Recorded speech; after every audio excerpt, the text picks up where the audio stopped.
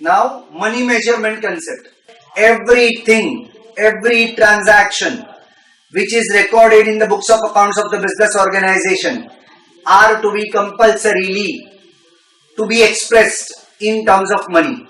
If there is any transaction or any event which cannot be expressed in terms of money, that is, if you are not able to attach any rupee value to it, they are not to be recorded in the books of accounts. So, in order to record the transaction in books of accounts or to record any event in the books of accounts, you have to have some rupee value or money value attached to it. If there is no money value attached to a particular event or a transaction, it will never find a place in the books of accounts. I have given an example over there. Employees of organization are very, very important, but to value them in monetary terms is not possible, and therefore they are not included in the books of accounts of the organization. So each and every financial statement will have every amount which can be expressed in terms of money or rupees, or rather it should have some money value. So this is the second important rule that you need to keep in mind while preparing your books of accounts. Periodicity concept. Now what does this concept tells us, or rather what is this rule all about? Very, very simple. Students, see, what happens is we prepare books of accounts for a particular period of time, and that particular period of time should be mostly a period of 1 year, that is 12 months. Now say for example, I am writing accounts from the month of April, then it will continue from April till the month of March next year. So this covers an entire period of 12 months. But remember very well, we never have to mix or write accounts for 2-3 accounting years at a stretch and write them together. In other words, what I am trying to express or explain is each and every accounting year should be divided in particular period, and that should be a period of 12 months mostly, until and unless there is an exception of starting the business somewhere in the middle. Say for example, I am supposed to follow the accounting year from 1st of April in the current year till 31st of March next year. Now in this situation, let us assume I have started my business from 1st October, right? So now from 1st October in the current year, that is October, November, December, and in the next year January, February and March.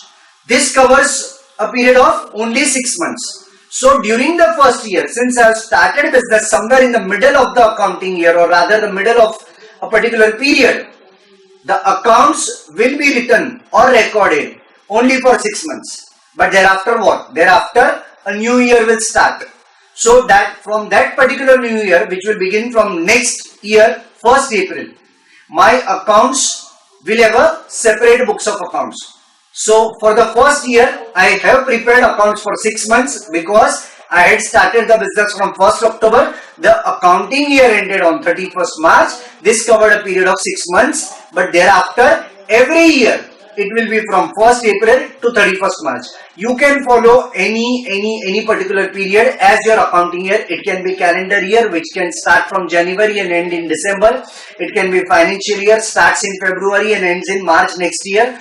But whatever it is, whatever you are following, each and every accounting year will be separated from the next accounting year and so on, so that the comparison of the financial statements becomes easy and sensible. Right? So we never write accounts or books of accounts for 2-3 accounting year altogether. Each and every accounting period will be separated from the other. Alright, so this concept of periodicity is all about writing the accounts for a particular accounting period. Alright, and it should be a definite accounting period. It cannot be 12 months in the first year, it cannot be 15 months in the second year. It has to be uniformly for a period of 12 months. It has to be uniformly for a period of how many months did I say? 12 months. Only with an exception of the first year, in which the business may have been started somewhere in the middle for a period of 6 months, 3 months, 1 month. Anything is possible for the first accounting year in which the business is commenced. Otherwise, the general accounting period is a period of 12 months. Next concept is the accrual concept. This is a very, very important concept. See, as and when the transaction takes place, you need to record the entries. So what we are focusing is on the event or the transaction at the date at which the transaction has taken place. We are not supposed to follow the cash that is received or paid. In other words, as and when the transaction takes place, you have to simply record it. Cash may be received or cash may be paid immediately, or cash may be received or cash may be paid in some future date. But that does not mean that we follow only cash transactions. We have to definitely follow the transactions as and when they occur, and that is why they should be recognized in the period in which they are earned or incurred without having any importance or without giving any importance of when the money is received or paid, right? And there is something very, very important for revenue. Whenever revenue is created, how do you recognize it? See, you have to remember very simple way. If I am supposed to receive an income, before doing my work, if suppose I receive any income as my advance, just listen to me carefully. Before doing any work, if I receive my income in advance, it will become a liability. Why? Because the money has been received, the service is yet to be provided. So in this situation, it is like a prepaid income. But if suppose I have worked for someone and I am yet to receive the money, or I have provided some certain service, or I have sold goods and I am yet to receive the money, it will become an asset for the business. So you have to keep these two things in mind. Income is earned, alright, but money not received, it will become an asset. Income is earned, money is received in advance, it will become a liability because you are yet to provide a service. So this is a very simple thing. Similarly, if I talk about expenses, in case of expenses, if I have paid the money before the actual service has been received, it is like a prepaid expense. In this situation, till the day I receive any service, it will be like prepaid expense, and for that it will be termed as an asset for my business organization. But if suppose somebody has provided me any service and I am yet to pay the amount, or somebody has supplied me goods and I am yet to pay the amount to the particular supplier, it will become a liability. So basically, to conclude, what does accrual concept explain us? Accrual concept explain us very simple thing. You have to record and recognize the transaction as and when they take place, ignoring the actual date on which the money is received or money is paid. So to conclude, an income may be received or receivable. Alright, an income may be received or receivable. Income may be paid or payable if it belongs to current accounting year. If it belongs to current accounting year, you have to definitely recognize and record it in the books of accounts. Now, matching concept. Students, this is very important concept. What does matching concept tells you? Alright, you have to compare the income of the current year with the expense of the current year. That means both the comparisons should be from the same accounting year. You cannot compare the income of this accounting year with the expense of previous year or the next year.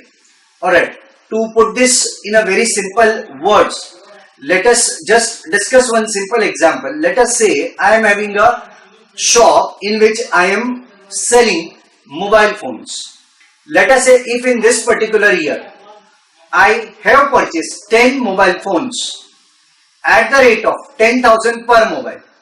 So it will be what? It will be 10 mobile multiplied by 10,000, which gives me an amount of 1 lakh. So these are my purchases of rupees 1 lakh. Now in this current year, I sold 7 mobile phones. How many? 7 mobile phones at the rate of 15,000 per mobile. So now in this situation, what is happening? 7 mobile phones at the rate of 15,000 per mobile phone gives me a revenue of 1,05,000. Now, are these two comparable? No, they are not comparable. Wait, listen. I have earned income. I have earned income by selling off 7 mobile phones. By selling off how many mobile phones? 7 mobile phones. So this is my revenue. 7 mobile phones multiplied by 15,000. My revenue is 1,05,000. So if I have to now compare it, the selling price with my cost price, I will not compare the cost price of 10 mobile phones with the 7 mobile phones. Both should be made comparable. So now I am supposed to consider only cost price of 7 mobile phones, which will be 7 mobile multiplied by 10,000 per mobile, that will be 70,000. Now both these are comparable. So what we are doing is we are following the matching concept. That is, the income or the revenue is generated from 7 mobile phones. So I need to put expense of only 7 mobile phones, or I need to compare the expense of 7 mobile phones with the income that has been generated. Now these both are comparable. This is 1,05,000. 7 mobile phones multiplied by 15,000 each. 1,05,000 is the revenue that I have generated, and this is the cost price. 7 mobile phone multiplied by 10,000 each, 70,000. And this helps me to find out the correct amount of profit that I have earned in this particular period, which is 35,000. That is nothing but 1,05,000 minus 70,000. Alright, so this is the basic thing that I am teaching you for the purpose of matching concept. Now definitely there will be a question in your mind. What about those 3 mobile phones? They are still remain. They are left unsold. Students, this will be termed as closing inventory, or rather closing stock. These are supposed to be sold in the next accounting year. So now for these 3 mobile phones, I will be selling them in next accounting year. So the expense are to be compared in the next accounting year whenever they are sold. So whenever in the next accounting year these 3 mobile phones are sold and it gives me a revenue, against that I will be comparing the cost of 3 mobile phones. Alright, so this is how I need, or I rather use matching concept in writing the accounts. So as you can see, there is a note in front of you. Periodic profit. How do I calculate periodic profit? It is periodic revenue minus periodic expense. That is the periodic revenue of this current year minus the periodic expense of this current year, so minus matched expense. So it will be giving me the periodic profit of the current year. Alright, an accrual matching of periodicity concept works together with the income, measurement and recognition of assets and liabilities. So these are basically notes related to matching concepts.